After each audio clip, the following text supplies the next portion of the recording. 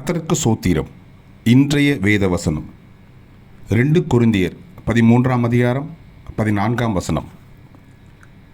கர்த்தராகிய இயேசு கிறிஸ்துவனுடைய கிருபையும் தேவனுடைய அன்பும் பரிசுத்த ஆவியினுடைய ஐக்கியமும் உங்கள் அனைவரோடும் கூட இருப்பதாக.